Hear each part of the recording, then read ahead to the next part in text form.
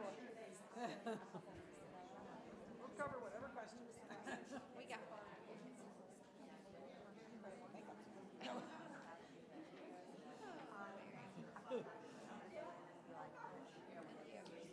There you go. Whose report is this? so that little trick did nothing. When we go out? Because I know Cherie's not. I mean, she's a grown up. So.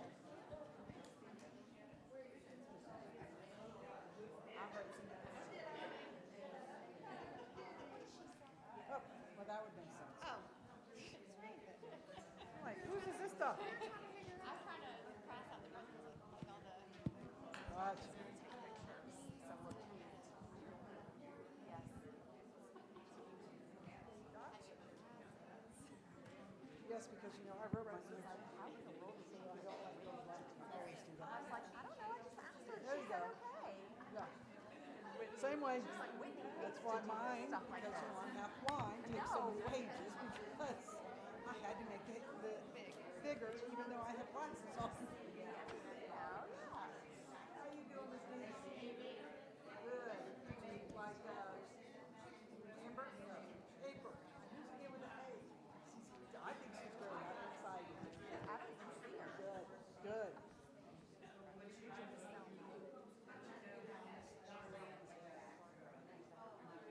Oh yes.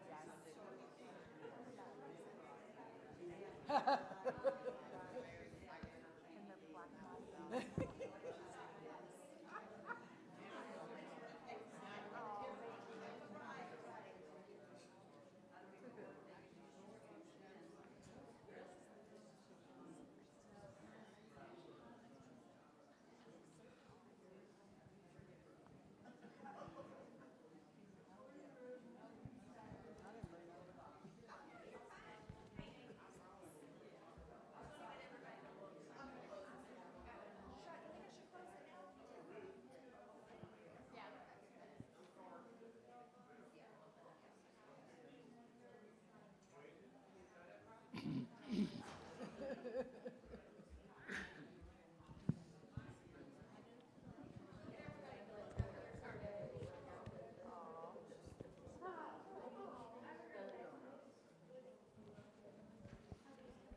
Good morning.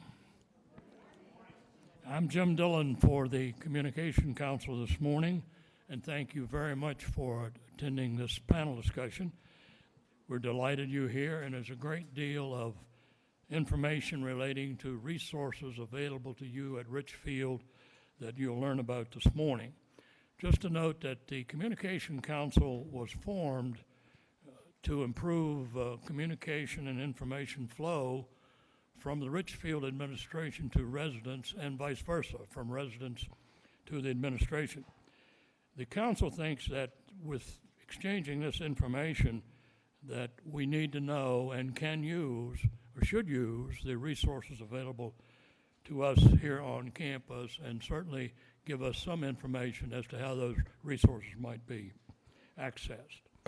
Out of this effort, the Life Path panel was established to meet that informational need, and the environment around you is to be understood that you have resources available to you in terms of healthcare service and other resources that may be available to you in your life path. The panel is convinced that informed residents, as always, are better residents. They're living well. Residents that have information will age well and we think can maintain overall better health. The questions today that the panel will review with you were submitted in writing by residents throughout the campus, and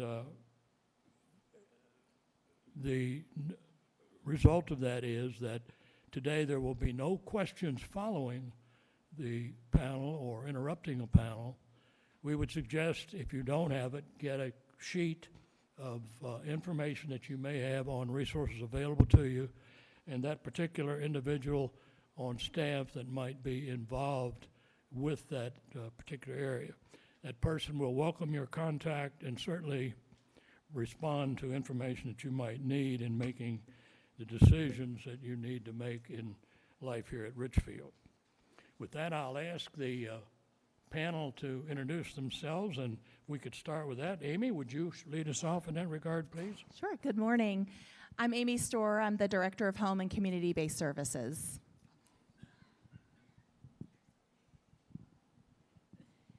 I'm Tam Doyat, Wellness Nurse for Independent Living. Did we give a brief about what we do exactly? Yep. I provide wellness checks for our residents, as well as anything acute that could be of concern. I help with the transition process for our residents, and just help putting services together to help us all age in place.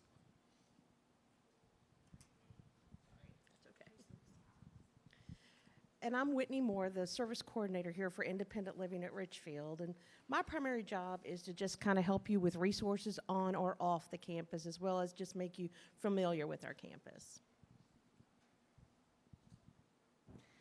I'm Stephanie Scott. I'm the controller.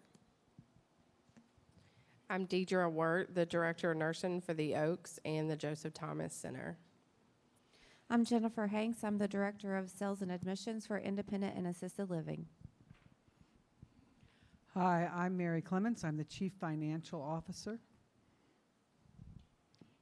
My name is Raven Day, and I'm your Community Engagement Manager. I coordinate events, and I head a volunteer program and some marketing. Thank you, and I would remind the panel to please speak in your loudest voice so that those in the back of the room may hear. We have a sequence of events that we would like to get with, and Raven will start that with a brief history of Richfield itself. Raven? Richfield Living is a nonprofit community offering full continuum care of senior living services located on 52 beautifully landscaped acres in Roanoke County, Salem, and 14 acres in Roanoke City. Richfield is a home to approximately 700 residents, providing employment for over 500 employees, both in our Salem and Roanoke campuses. From the initial start as a public health center in 1934, Richfield has grown into a leader of retirement living, assisted living, rehabilitation, and long-term care. As the stage of life change, we offer a range of options to meet yours and your family's needs. Rehabilitation following surgery or a stroke, social interaction in our town center, and extra support for those with additional care. Everything in one community with one special commitment to exceptional senior living. That is the Richfield difference. Our vision, enriching lives in our community, and our mission to you, helping individuals experience life to the fullest through every phase of their journey. Thank you, Raven. We have a very capable facility and a very exceptional and capable staff.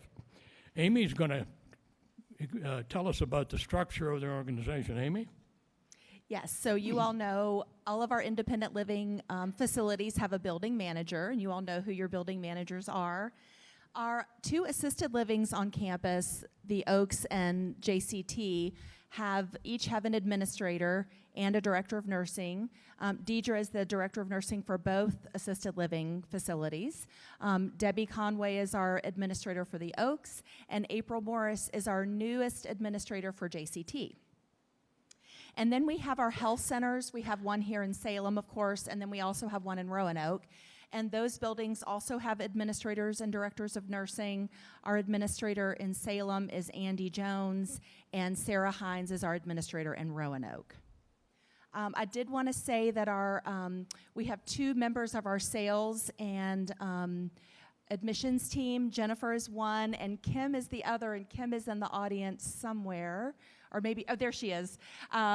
These two ladies do admissions and sales for our independent and assisted livings. So anytime you want a tour of an assisted living building, Jennifer or Kim can help you with that. Thank you. We'll get into the questions. And secondly, I will remind the panel again to please speak a little slower and a little louder. Some old folks are here, of which I am one. Older, I should have said. Anyway, let's go to the first question, and that is, what is Richfield Living's vision on how life paths should work? Should there be a flow chart of the progress through Richfield? Amy, can you help us with that? Sure.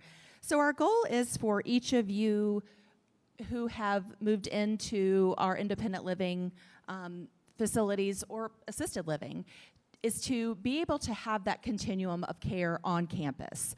So we want you to live your lives to the fullest, and our job is to be here to support you in every phase of your journey.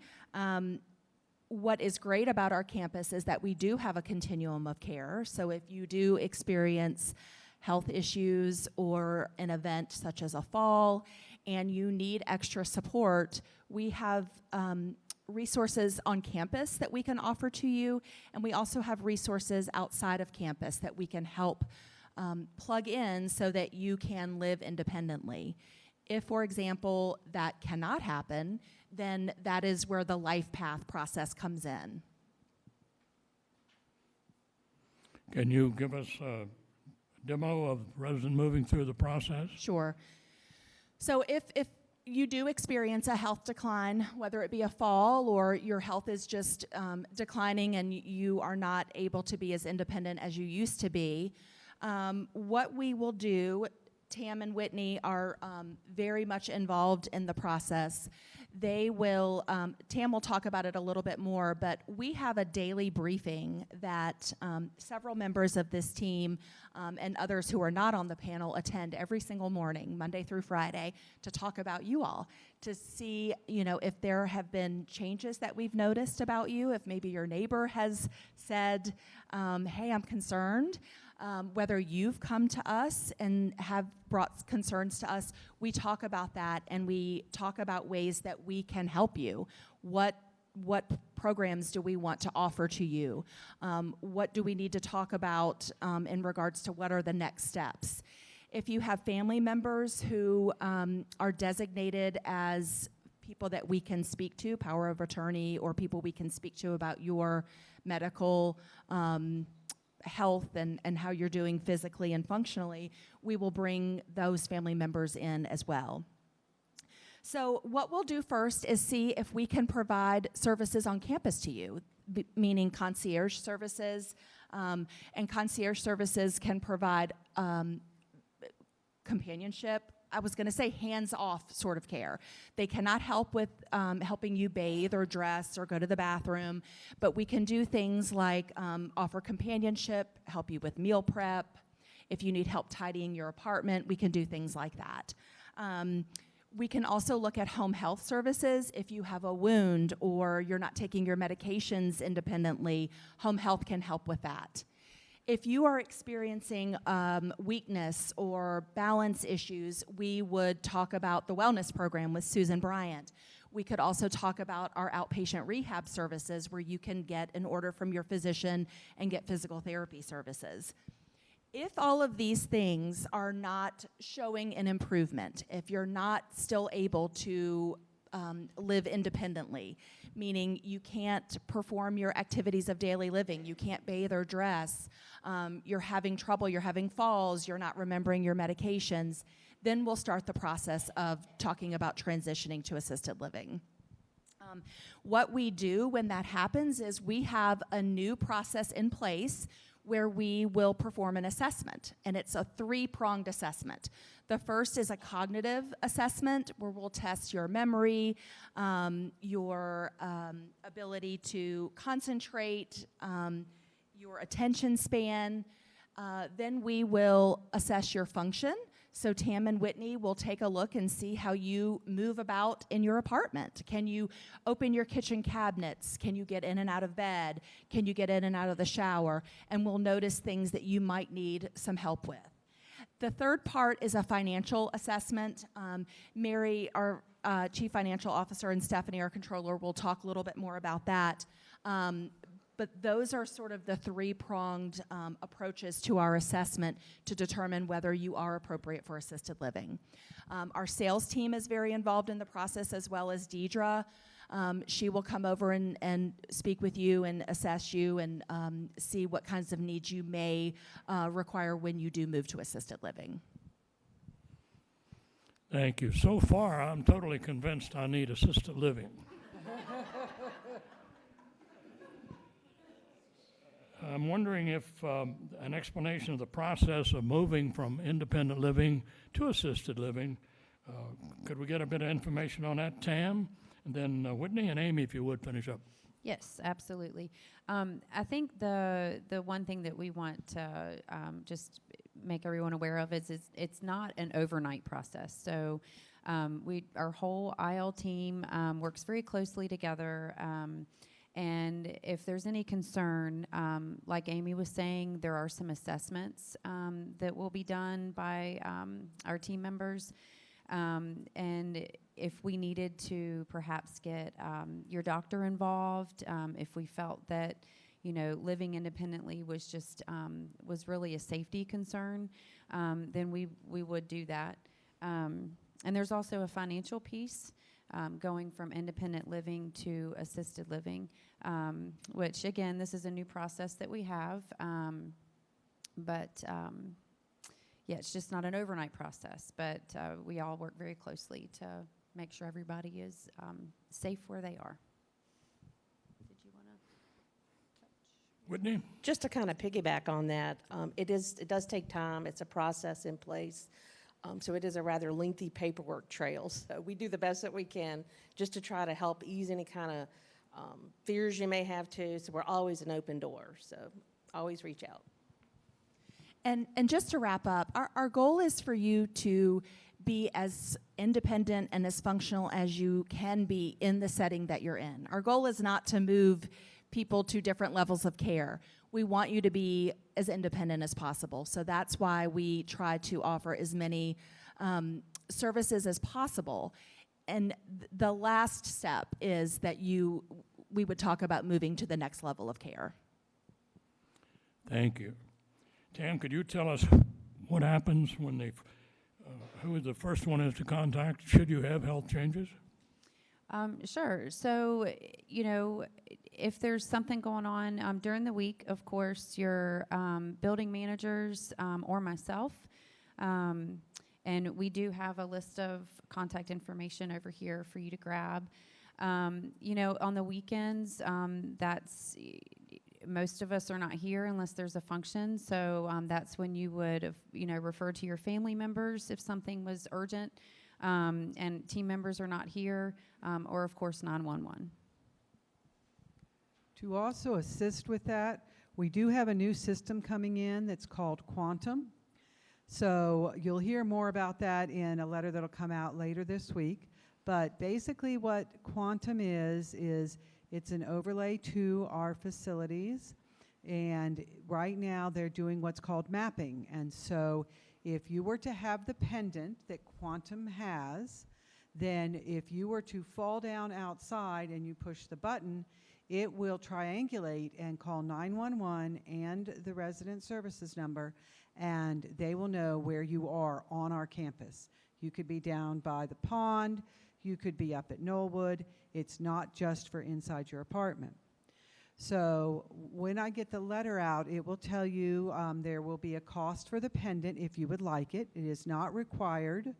The people who currently have pull cords in their units, the pull cords are an old technology that needs to be replaced, and so what we've decided is to go with the Quantum instead. So the people who have pull cords will be given the option, if they would like one, to have that one for free. If you lose it, I do need you to pay for the second one. But each person in that unit that there's a pull cord will receive a letter to ask them if they want a free one. We all know that our Ridgecrest is a HUD unit, and HUD does require that I give the first one to them for free, whether they want it or not. So if you're from Ridgecrest, you're going to get one. And then after that, if you need one replaced, then you would have the ability to purchase one. That is absolutely a wonderful resource to have. Thank you very much, Mary. Whitney, are family members consulted when changes occur in standard living for independent living residents? Well, actually, as changes occur with our residents, we don't disclose that information to your family and friends, but we do get you to sign a HIPAA release form if you wish to do so. Thank you. If a resident has no power of attorney, who decides if they will move? Amy, could you help us with that? And then Mary, would you give us Sure. a comment? So if you have not signed a form allowing us to discuss your health concerns with any family member, it would be up to you. You would ultimately be the decision maker, and we hope that, you know, through the assessments that we conduct and what the results show, that you would be, you know, willing to make that move if need be. And just to be real clear on this, if you are competent and able to make that decision, and we come to an impasse where we say, I'm sorry, you are not safe here, we would have to ask you to leave if you chose not to make that move. If you have regressed for some reason into a point that you are not competent, what we will do if you don't have a power of attorney is we will ask for assistance from Adult Protective Services, and they will help us in getting you someone who can represent you to be able to have you in a safe environment. Thank you very much. The underlying assumption that is that if you do not have a power of attorney, then you're capable of making your health decisions. I have a power of attorney. Each of you should have one in that regard. Some family member, someone you trust to deal with that, because it becomes quite a burden, obviously, in the future. Are there circumstances when a resident is asked to leave Richfield? Amy, could you help us with that? Sure. Yes, so Mary alluded to one reason, and that would be if it was determined that you should move to a higher level of care, meaning assisted living or long-term care, and you chose not to. If we feel like you would be not safe in that environment, we could potentially ask you to leave, and you would get a written notification for that. The other two reasons are if a resident is interfering with the peaceful existence of others or cannot meet the financial requirements to be here.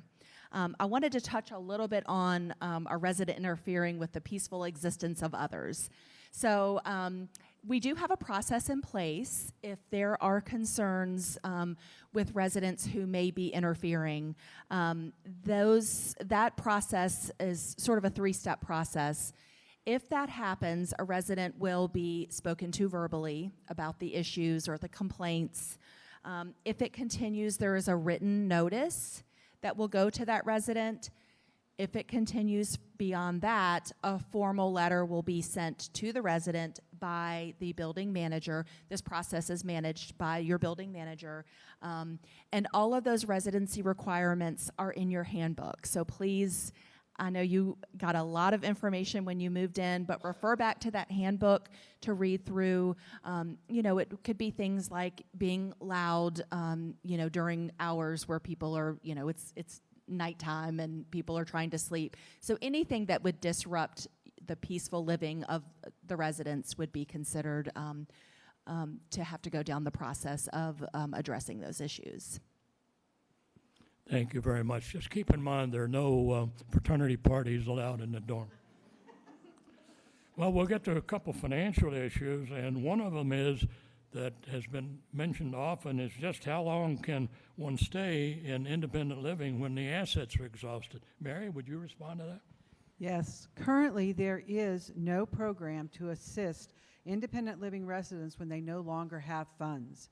If they qualify for HUD housing, we do have Ridgecrest on site, but you would need to contact DESE at Ridgecrest for admission qualifications. If a resident cannot pay their fees, then we will have to ask them to move out. Thank you. Be wise with your resources. Generally speaking, what does long-term care insurance cover? Mary, please. Well, each insurance policy is extremely different. So basically, I can't answer that. What I can do is tell you that your insurance agent or the insurance company will be happy to go over it with you. Just explain to them that you need to know what it's going to cover and when. So some of them will cover in healthcare only. Others will cover even items that are in independent living if you're getting home health resources. If you are in assisted living or healthcare, we will help you file for reimbursement. We don't accept it as an actual piece of payment. It gets reimbursed to you. And that's because you can't even file for it until after the month. And as you all know, we bill in advance. Thank you very much. And just a reminder in that it is absolutely essential that you know the provisions in your policy. And if you don't know this, please find out. Excuse me. Mary, how does the legacy fund work when you have these needs? The legacy fund actually has two pieces to it. One is the auxiliary grant, and that is run by the Department of Social Services. And that is for people who have income levels below $1,400. You must have paid privately at Richfield Living for 24 months to be able to qualify for the auxiliary grant, because the other portion of that is picked up by the legacy fund. The nice thing about that one is once you're accepted, unless your income changes, that grant stays in place. The other portion, I'm so sorry. I'm sorry. I'm just turning my page. The other portion is the negotiated rate. That's actually run by us here at Richfield Living. Your income level has to be above $1,700. You will have to have paid privately for 24 months in either assisted living or in independent living. Please remember, these are both assisted living only.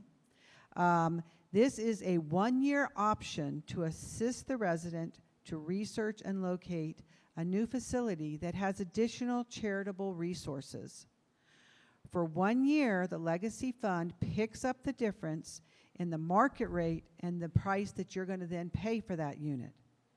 Both of these programs are charitable programs that Richfield Living budgets for. And in any given year, if Richfield Living has spent the approved budget, then admissions to the program will have to be on hold until additional funds become available. For your part, you just need to go and see the administrator of the assisted living building and ask either Debbie or April for the application. Once we have the application, it will come to me, and I will have an answer within 15 business days. Thank you very much. I would just simply remind you that the Legacy Fund is one of the contributory units that you may direct your contributions to on campus. Mary, tell us what happens when the fund takes over. Are medications and doctor visits cost included in that? With the legacy funds, only thing that's actually covered is your monthly fee. But when we calculate the dollars that you're to pay, we leave about $80 a month to cover the prescriptions and other items. Thank you. Very critical that you plan ahead on that. What does it cost to stay in assisted living, with or without assisted living and memory care? Jennifer? Yes. So I just want to let you guys know I did print some rate sheets for the Oaks and JCT. They are over here on this table by the door, so if you want to grab a copy of those when you leave, you're welcome to do so. And if you have any questions later, my office is downstairs, right across from the cafe. You're more than welcome to stop and ask any questions. But assisted living is private pay. And for the Oaks, it does start out at around $41.05 a month and goes up to $56.25 a month. We do offer shared accommodations at the Oaks as well, and that starts out at $31.70 a month and can go all the way up to $43.70 a month. At JCT, the private rate starts out at $49.75 a month and can go all the way up to $5,600 a month. And we do not have any shared accommodations at JCT. What services are included in the fees that you might charge for such a living? So I'll just say everything is included in your room and board except for personal laundry service and cable and phone and internet service. There's an additional charge for those things. Dee, you have a response to that?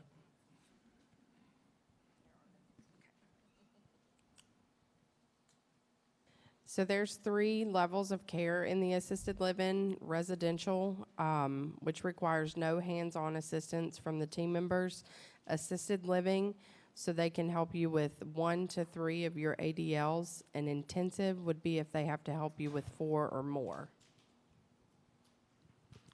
Thank you. I'm sure that should you need additional detail on those costs and availability, then certainly communicate with Jennifer D., and that can be explained to you.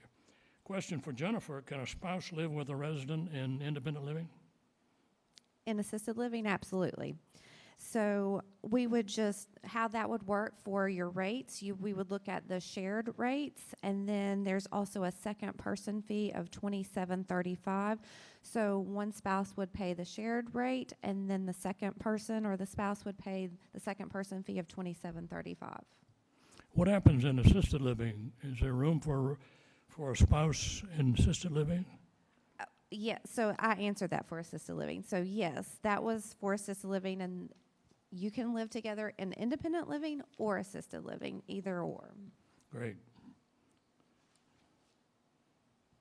What type of in-home assistance can residents in independent living expect? Any services paid for by Richfield? Amy, can you help us with that? Sure. So, as I mentioned before, we have several different services that we provide here. None of them are paid by Richfield. They would be, some of them would be an additional cost, but they include concierge services, again, which would provide companionship to you, or light housekeeping, reminders to take your medications. We also have outpatient therapy services in our outpatient clinic. Those are ordered by your physician, so you would need a physician order to receive physical therapy, and we always will do an insurance verification. We'll run your insurance to let you know before you start therapy what you can expect if there is any out-of-pocket. But typically Medicare, insurance, things like that cover that. You may sometimes have a copay, and we'll go over that with you before you start. We have housekeeping services that we can provide to you if you need some extra help with housekeeping. And then, of course, we have our wellness programming, exercises, aquatic therapy, different things that Susan and Logan put on every day. We do have outside services available too, and those are things that Tam and Whitney can help you with. And again, those things include home health services, Meals on Wheels, just different things in our greater community that could provide you assistance. Thank you very much. Stephanie, could you help us with qualifications to qualify for Medicaid? Certainly. As you all know, Medicaid is a state and federal partnership that provides medical coverage to eligible people. Every case is a little bit different depending on whether you're married or single. It really boils down to the type of assets that you have, the amount of assets, property, cash in the bank, life insurance policies, stocks, bonds, a lot of different things like that. So it would be a case-by-case basis, and we can absolutely help support that process. It is, again, not a fast process, and the application can be a little lengthy. There is a 7-year look-back period as well. So they would potentially go back and look at any assets that you may have had within the past 7 years that you maybe don't have today. Such as property that was sold or gifted, those kinds of things. So a resident that might be interested in Medicaid would contact you for initial information on that? Yes, I can help that process, along with, we have a Medicaid, we call her a Medicaid specialist on campus. She works in our business office. She's been doing this for many years, so she knows just what you need to get that process going. So is there a specific point at which Medicaid may apply to assisted living? So for assisted living, Mary touched on it earlier, would be the auxiliary grant. With that, there is a screening that would, in that case, you would have to qualify clinically as well to make sure that you are in the appropriate level of care. That would be an outside screening by the health department to determine that. But again, the qualifications would remain the same and less than $1,400 a month in income. Thank you. What determines a prospective resident's eligibility for independent living versus assisted living? Jennifer, could you help us with that? Certainly. So when someone calls inquiring about independent living or assisted living, they would talk to myself or Kim, and we would kind of help them figure out where they would be a better fit, if they're truly independent or if there are some other needs where they can't live independently, then we would discuss assisted living options. We did put a new process in place this summer for independent living residents that want to apply, or for prospective residents that want to apply for independent living. They first have to, there's a process we go through. There's a financial application that they would fill out first. Once that financial application has been approved, then we would need to get a physician attestation form signed by their physician saying that they could live an independent living independently, and then they would also complete the assessment with Tam and Whitney. So all of those things would be completed prior to them moving into independent living, just so we can make sure that they are truly independent and can live safely on their own. Thank you very much. The point of that is use the resources. Mary, can a family member live in independent living with a resident who's needing assistance and care? No, you cannot have a family member move in. If the family member is 55 years or older, they can apply to come on the contract and to be a second person fee on that contract. If a person needs 24-hour care, then the resident needs to be assessed, and the resident needs to transfer to assisted living or health care depending upon the assessment. If you currently or ever choose to have caregivers in your house or your home, you must let your building manager know. They will need to know the name of the company or the person. They will need a copy of their license, LPN, CNA, RN, whatever it is you're having them do that requires a license, and proof of liability insurance. Because if you're injured while in their care, that person is the person that you will need to be seeking recovery from. So basically, we're here to help you be safe, and we have to adhere to that, because if a family member is there with you and you both get injured, that's just going to complicate your situation. Thank you very much.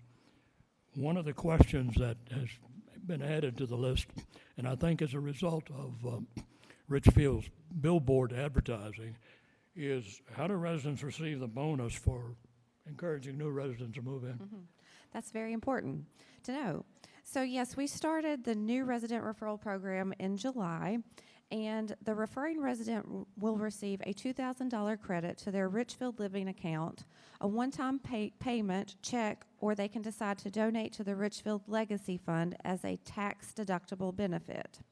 So the referring resident must be a current resident with no immediate plans to vacate their current living situation with Richfield, and must be a current resident on the date that the incentive payout is made.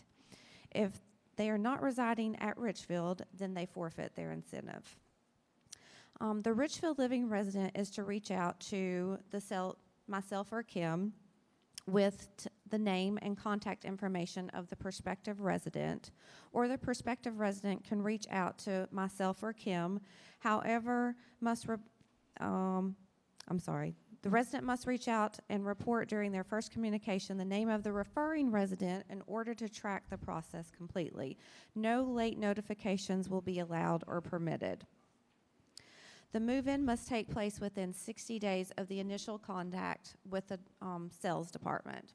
The referring resident will then receive their incentive within 14 days following the actual move-in date of the prospective resident.